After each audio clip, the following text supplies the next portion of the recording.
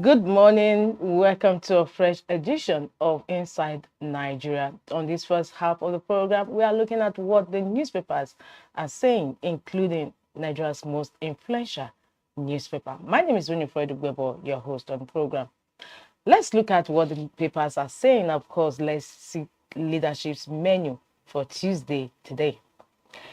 Leadership's leading story atop the masthead, because there's a wraparound on today's cover, says disquiet as House of Reps reconvenes today. Disquiet as House of Reps reconvenes today. Lawmakers fume over non-payment of constituency projects contractors. Kicker to that leading story atop the masthead of leadership. Non-oil contributes 95.95% as economy grows to 4.23% in second quarter. Non-oil contributes 95.95% as economy grows to 4.23% in second quarter. And of course, Governor Fintiri of Adamawa State says why he's against state police. And that interview runs on page 26 of Leadership newspaper. Why I'm against state police, Governor Fintiri. With that, we move to the page 3 of the paper, where we have Inside Nigeria. Today's where we have our stand in leadership. Today's stand is on Nigeria's universities, public good betrayed. Nigeria's universities, public good betrayed. Today's stand in leadership, and we'll look at some excerpts from that stand. Not long ago, the Academic Staff Union of Universities, ASU, expressed serious concerns on what it described the political interference in vice chancellor appointments, highlighting the controversy surrounding the acting vice chancellor of Avanikoku University of Education, whose promotions were fraught with a lot of contradictions. His sister union, the Senior Staff Association of Nigerian Universities, SANU, recently in Utuoke, Bayelsa, expressed similar worry over university governance in Nigerian universities. The leaders of SANU lamented bitterly how appointment of vice chancellors in Nigeria's public universities had been reduced to the level of constituency projects. These concerns were not hyperbole. They were expressed out of genuine fears over what our public universities have become over the years. Increasingly, the selection of university leaders has become a political game of patronage, where loyalty counts more than competence.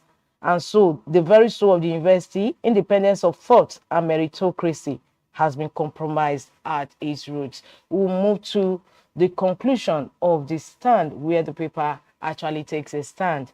It says, we believe that transparent and meritocratic appointments of vice chancellors must be enforced. Universities should be compelled to publish budgets and audited reports. Visitation panels should not be perfunctory, but carry real consequences. We hope the suspension of reckless proliferation of universities must be implemented with all seriousness. Government should strengthen existing ones through funding. This funding must be stable, predictable, and tied to performance, not to politics. Excerpts from today's stand in leadership are stand, which is on page 3 of the paper, Nigeria's universities, public good betrayed. Like I always mentioned, our stand in leadership is the editorial, and of course is the collective view of the paper for today, for the day, which is every day. Today's collective view is on Nigeria's universities, public good betrayed.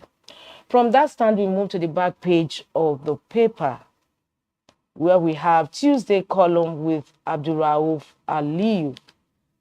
And today is writing on the true cost of chasing Ajaokuta dreams. The true cost of chasing Ajaokuta dreams. Tuesday column with Abdulrauf Aliyu.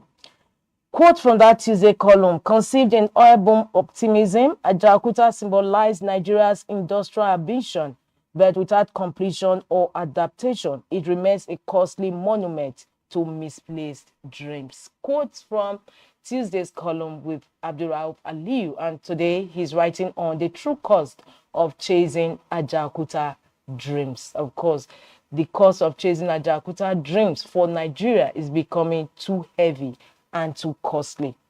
Before we leave the back page, let's visit Ghana Must Go. Speaker Abbas says we are in support of Tinubu's borrowing plan. And Ghana Must Go replied, "We know why. Please, Ghana Must Go, tell us why. Why is Speaker Abbas in support of Tinubu's borrowing plan?" It's on that note we conclude review of Leadership newspaper this Tuesday. For more, log into the website of Leadership, www.leadership.ng. From Leadership, we move to the headline story for today's Inside Nigeria. And of course, the trending story is breaking the internet. Corruption, US slams visa ban on Nigerian politicians. That is a leading story on Daily Sun newspaper this Tuesday. It's also a leading story in some of the papers I have on the lineup for review on this first half of the program. Corruption, US slams visa ban on Nigerian politicians, says fighting corruption knows no border. Leading story on today's Daily Sun newspaper. Beneath the masthead of Daily Sun, Nigeria loses $18 billion annually to financial crime, coming from Speaker Abbas. Nigeria loses $18 billion annually to financial crime, Abbas. Speaker House of Representatives Tajuddin Abbas has said Nigeria loses about $18 billion, representing 3.8% of the gross domestic product (GDP) annually to financial crimes. Abbas, in a keynote address at the 8th African Network of Parliamentary Budget Offices Conference in Abuja yesterday, said Africa collectively loses over $587 billion annually owing to corruption, illicit financial flows, and inefficiencies. Consequently, noted that it was imperative to strengthen fiscal oversight by parliaments in the continent to safeguard public resources. These are excerpts from the second leading story on today's Daily Sun newspaper from this Speaker House of Representatives Tajuddin Abbas says that Nigeria loses $18 billion annually to financial crime. That is also a story just beside the masthead of Daily Sun. Constitution review, opportunity to deepen federalism, strengthen institutions, coming from President Bola Tinubu. And that story continues on page 28 of Daily Sun newspaper. It's on that note we conclude review of front headline stories on Daily Sun this Tuesday. For more, log into the website of Daily Sun newspaper. We move ahead to the next paper we have on our lineup, and that is the Daily Times. Still same leading story on Daily Times this Tuesday. No visa for corrupt Nigerian officials, US government wants. And that story is on page 2 of the Daily Times. No visa for corrupt Nigerian officials, US government wants. And this is a top topic we are going to, trending story we are going to be discussing in the second half of the program with our guest in the studio. Meanwhile, let's continue with the review of front headline stories on the Daily Times. Yuba contributes 34 billion naira to Nigeria's economy, report. Tinubu reaffirms commitment to constitutional reforms. Submit payment records of contractors, reps tell Accountant General. Submit payment records of contractors, reps tell Accountant General. That story runs on page 6 of the Daily Times. NLNG's $10 billion Train 7 project resumes after workers' protest ends. That story also runs on page 7 of Daily Times. 68 inmates excel in 2025 NECO exams in Kano, NCOS. And that continues on page 19 of the Daily Times. That takes us to the stories above the masthead of the Daily Times. 700,000 out of school. Gombe government to jail parents for failure to enroll children. 700,000 out of school. Gombe government to jail parents for failure to enroll children. Lastly, on the cover of the Daily Times, emergency rule timely intervention, says Fubara after visiting Tinubu. That story is what we have as a leading cover in the next paper we have for review, and that is the Nigerian Tribune. And that also concludes review of the Daily Times this Tuesday. For more, log into the website of the Daily Times newspaper.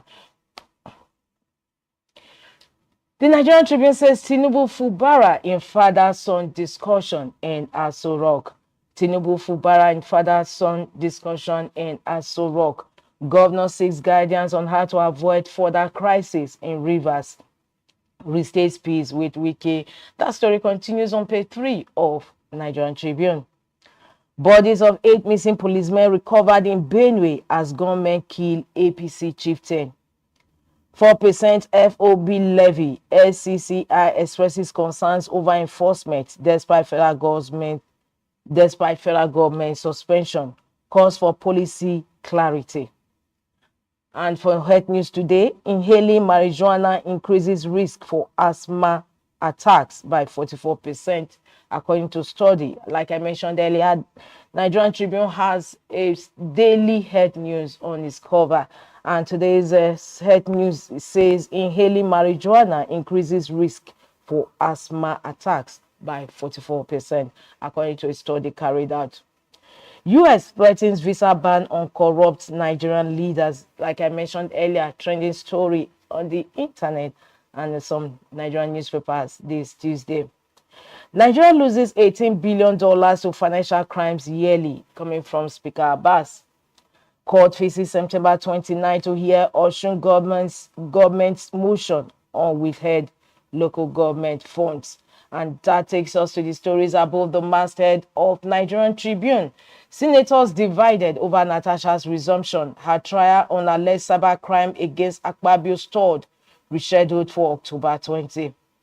Nigeria's GDP expands by 4.23% in first quarter 2025 as oil industry drive growth. That also concludes review of Nigerian Tribune. For more, log into the website of Nigerian Tribune.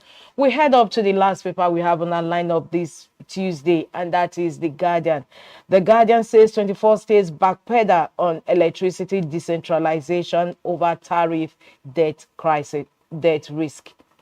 24 states backpedal on electricity decentralization over tariff debt risk. That story continues on page 6 of The Guardian. However, we have illustration beneath that leading story. We have electricity market updates. We have key risks like tariff shortfalls, subsidy re-emergence, capacity gaps in state regulators, transmission bottlenecks, legal overlaps, legacy debt, energy theft, and non-payment. We have 7 states fully regulating, 11 states transitioning. 4 trillion naira subsidy backlog on paid losses on Genco's books. These are illustrations beneath today's leading story on The Guardian newspaper. 24 states backpedal on electricity decentralization over tariff debt risk. We move ahead to the other stories gracing the cover of The Guardian. Enroll children in schools or serve J-term. Gombe government experience, just like we had in Nigerian Tribune. Government kill Benue APC chieftain, abduct district head in Plateau. Constitution alteration. Tinubu Akpabio Abbas declares support for women's reserved seats bill. Tension in Edo local government as acting chairman receive impeachment notices. Rivers stakeholders call for probe of Iba's 6-month administration. Natasha's trial stalls as women groups petition United Nations.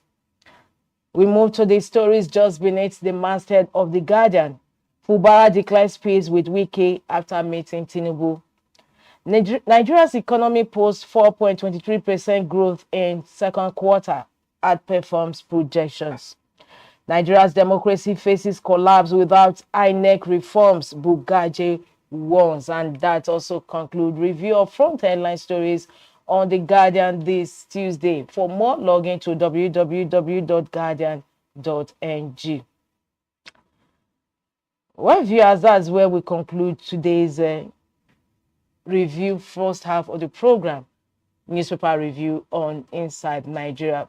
Don't forget to join us for the second half of the program, where we'll share discussions on some of the trending stories. Don't go away. Stay tuned.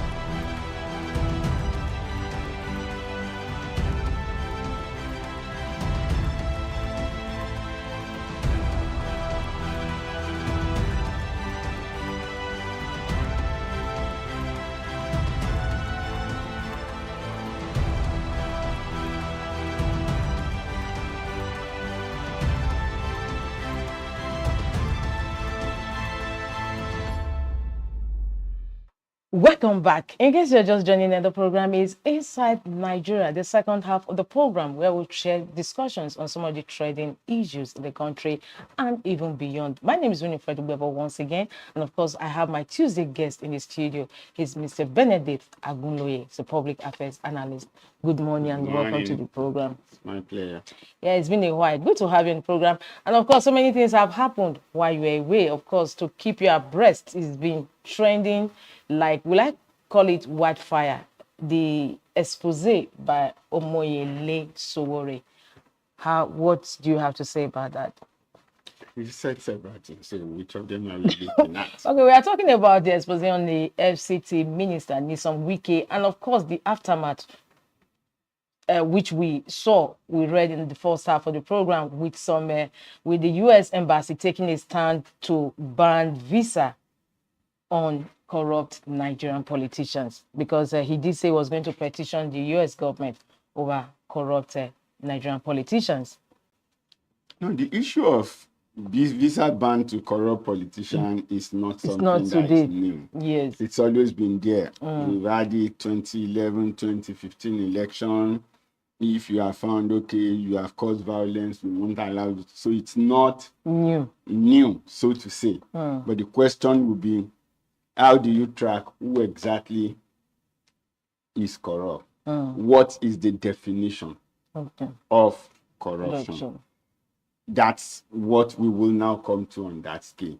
And when we come are you also taking former President Goodluck Ebele's stand then when he did say that stealing was not corruption? Of course, you know, that drew a lot of flack from well-meaning Nigerians, saying that because he said stealing was not corruption. Remember, he received so much flack. If there is no corruption, if the mind is not corrupt, stealing will not come there. Okay. If the system is transparently honest, stealing would also be difficult.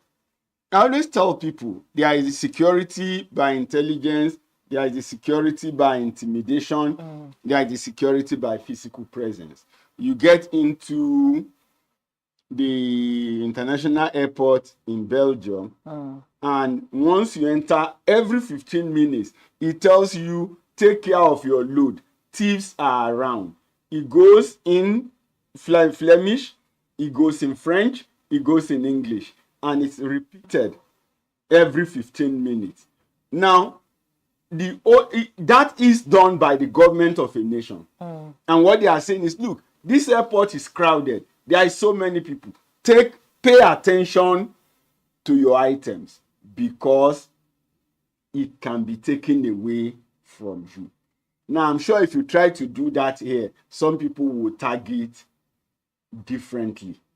People are going to target differently, and they will give it a different name. That, oh, you are maybe eroding the nation, or you are downgrading, or you are insulting, or you are maybe demarketing. That wasn't demarketing the airport. It didn't stop people from coming into Brussels. It's just that the government felt, look, don't come and blame us in case your things are stolen.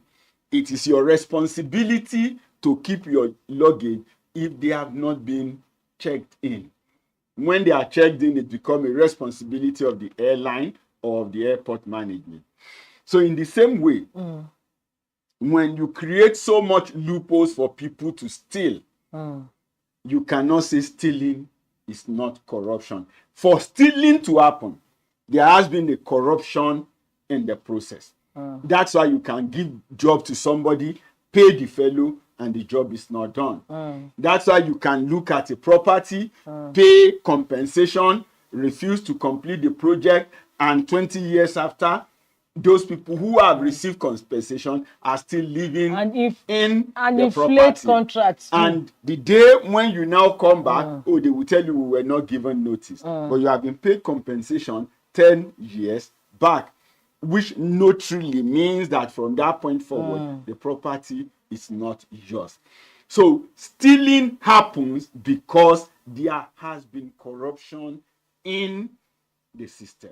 If the system is transparently honest and the procedure and processes are followed, people won't have access to steal.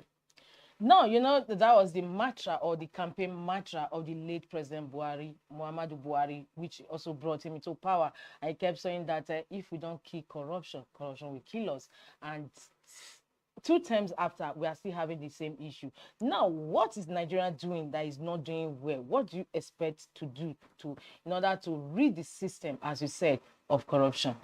Definitely, we need to keep our records. Records have to be properly kept. But is it not humans, you and I, that still keep the records? What if records no, that's what I'm saying. That when you say, number one, today, go to NIN centers. What are we doing with NIN? A lot of people are there to correct their age.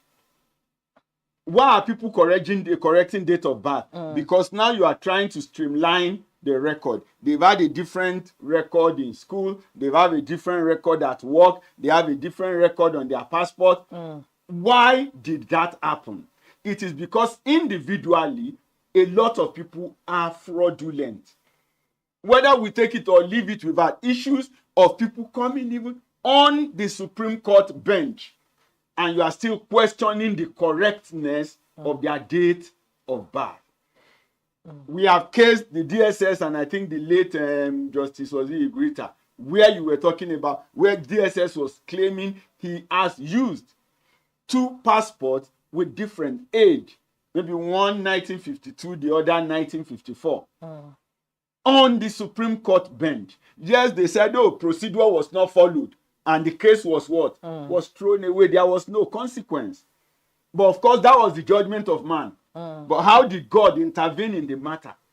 We are not saying that people die and you are blaming them for their death. But the truth was that the retirement age on the bench is 70. Whether it was the 52 you will use or the 54, he did not clock 70 before he died. So clearly that was God saying, look, I have my timeline for you. You can decide to adjust and put whatever record you like. When I am ready, I will take you away. So people don't keep the proper record. From primary school, you see falsification of age done by parents for their children. People get to work and you see them adjusting age. We've had a Speaker House of Rep before, number 4 citizen of the Federation. And then you're talking about age falsification. And when you mention it, a lot of people does not see anything wrong in that. So something as important as your date of birth, if it can be forged, if it can be altered, it shows that we don't have respect for proper record.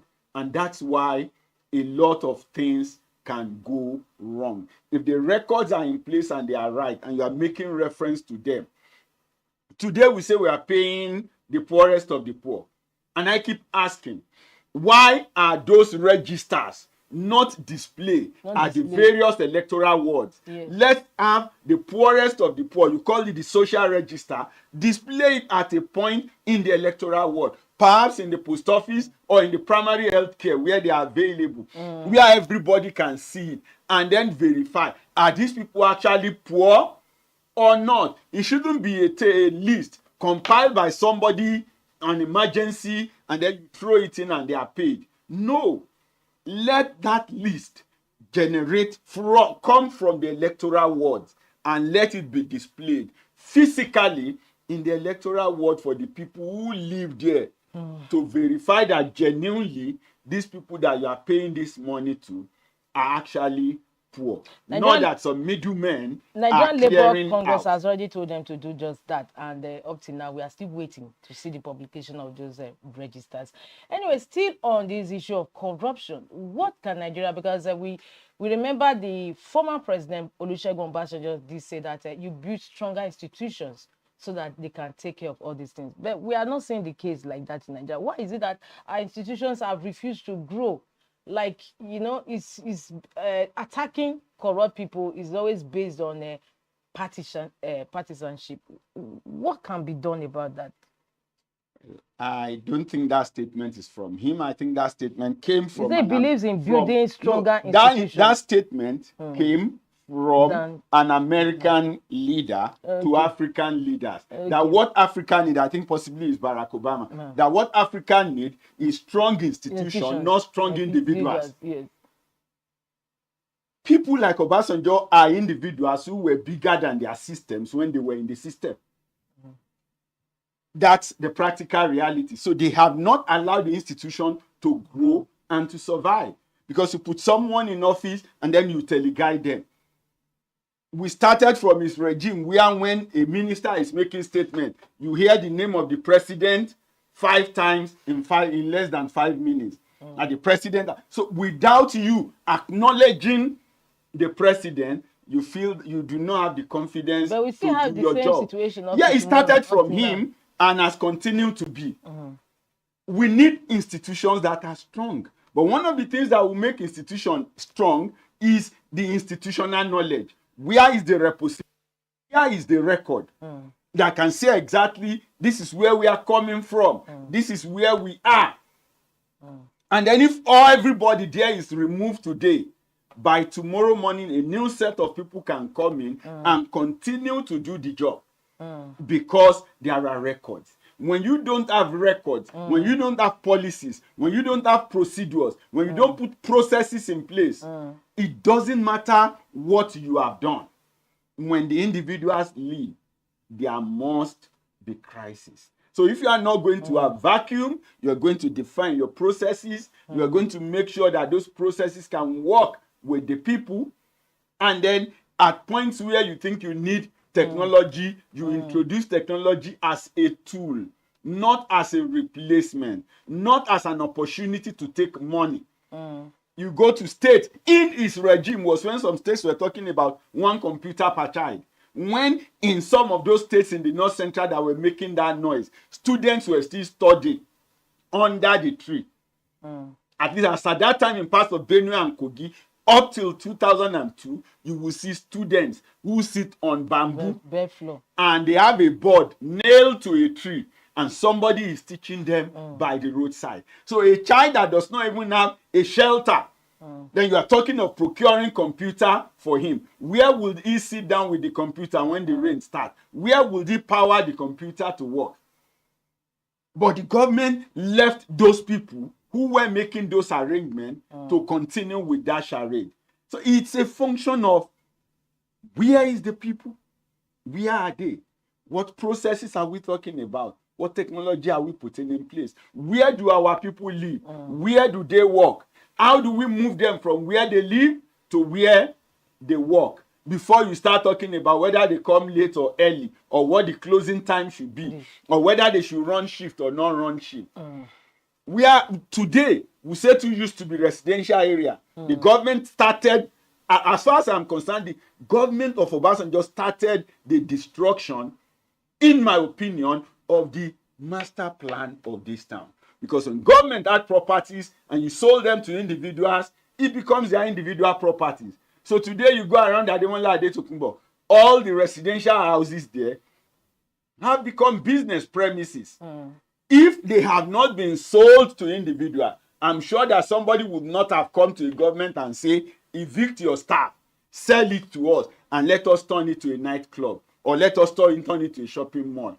But because somebody did not care, in my opinion, because the people those houses were sold to are retired, and some of them could no longer continue to afford the rising cost of living in those environments, they would rather sell the house and move to a place that fit their retirement life. So it means, therefore, that alteration, that distortion started with the government. The government might have an intention why they decide to sell, but selling houses in the work environment to people who are retired.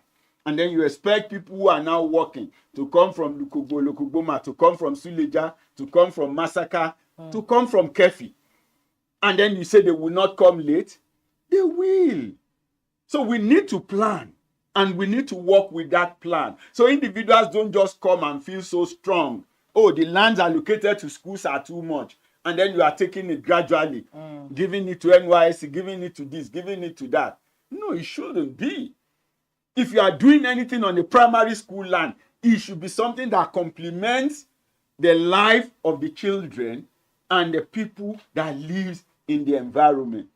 I will tell you, putting an NYSC office inside a primary school possibly does not in any way complement the life of the children. Right. Taking out car parks and turning them to shopping mall. Eventually, in the years to come, when the malls are built, where do you park the car? Some of these things, in my opinion, are rascalities. And no more green areas too. Green They are areas are fast rascalities. fading. Anyway, let's move on to other topic discussion on Tuesday. And of course, it's still the ongoing issue, developing story in Rivers State. Yesterday, the reinstated governor, Similaye Fubara, was in Aso Villa to meet with President Bola Tinubu, who graciously lifted up the 6-month suspension. And now he says he was in Aso Rock for guidance on how to avoid further crisis in Rivers, as captured on Nigerian Tribune's cover this Tuesday. Now, what do you have to say about that? Because during the 6 months emergency rule imposed by President Bola Tinubu, there were about 40 court cases against it, and up to date, none was heard. Well, the issues are straight.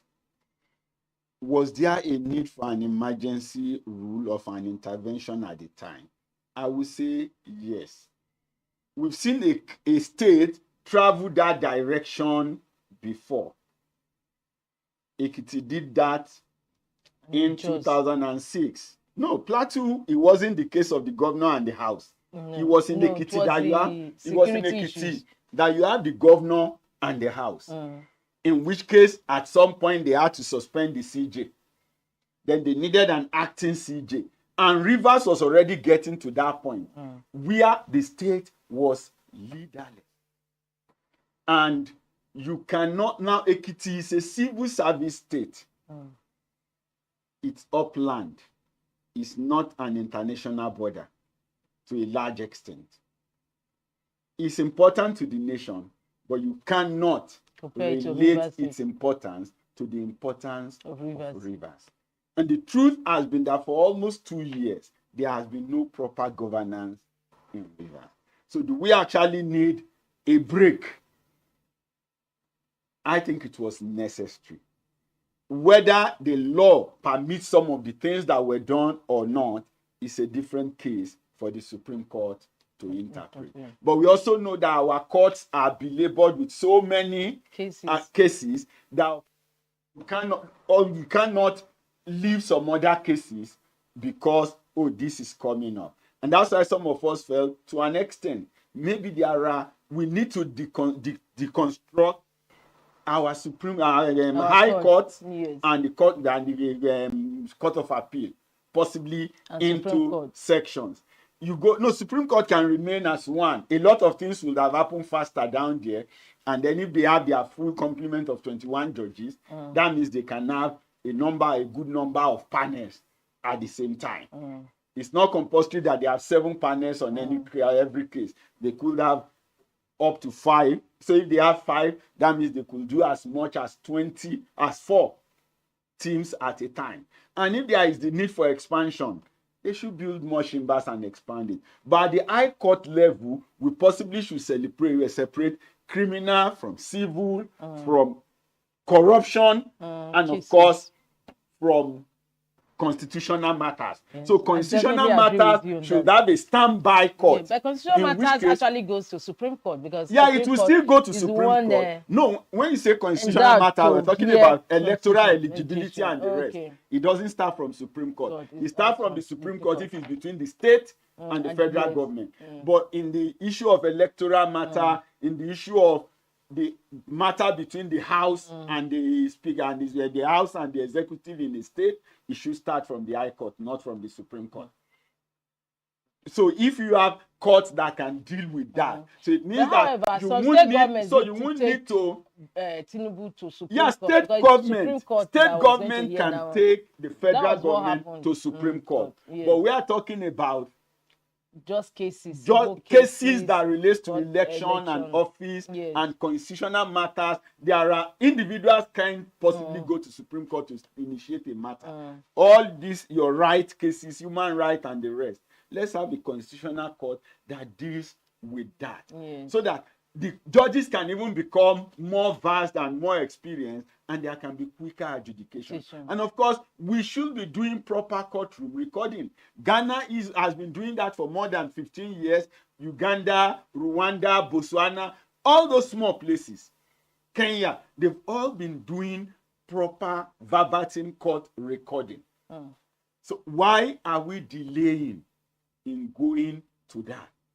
Because when you do that, then the record of proceedings are captured live. And it means that you don't need the long hand. It means that you can even stay in the comfort of your home and write your judgment, listening to everybody playing back on a system. All right, thank you. Now, all that needed to be done. Time is no longer against us. I just want to ask quickly on this fallout of emergency rivers. The lawmakers sitting on day one after the lifting of the suspension, they said they were going to probe IBAS 6 months, and IBAS is fighting back that they shouldn't do that. What is your take on that? For me, does IBAS need to fight back? No. The truth is, you want the lawmakers to go ahead. They did not appoint him. Yes. They therefore cannot question him that much. Exactly. But because he's the resources of their state, yes, they can probe, document, and question whatever they think it's wrong. It is not about IBAS. It is about the state. Stewardship. But I also think that on their arrival and resumption in office, they should think that proper governance, as it should have been to the grassroots, has been suspended for 180 days. Now that we are back, how do we get back on track to give dividends of democracy to the people of Rivers? Looking at what happened to their money over the 180 days is not a crime, but it shouldn't be, in my opinion, their priority and the basis for shouting. The commissioners are still not there. The budget is still not there, except they are going to pick up the budget as drafted by IBAS. If they are not going to continue with that. So those should be the issues that, okay, we don't want to continue with this. The governor should come and give us a supplementary budget, bring in the list of your commissioners and the rest of that. If you think there were appointments that were done and were not properly done, revisit it and take action. But it shouldn't be a contention of the House versus IBAS. All right, thank you so much. That is our takeaway from today's Inside Nigeria. Of course, we had the pleasure of having company today, our public affairs analyst, Benedict Agunoye. Thank you so much once again. For viewers, this is where we draw the curtain on today's program, Inside Nigeria. Look forward to having you same time, same station for another fresh edition of the program. I'm Winifred Ubebo. Thanks for joining us. Thank you for watching. For sponsorship and advert placements, please contact 080-3688-6158. Last Word Leadership Podcast Studio. You have the last word.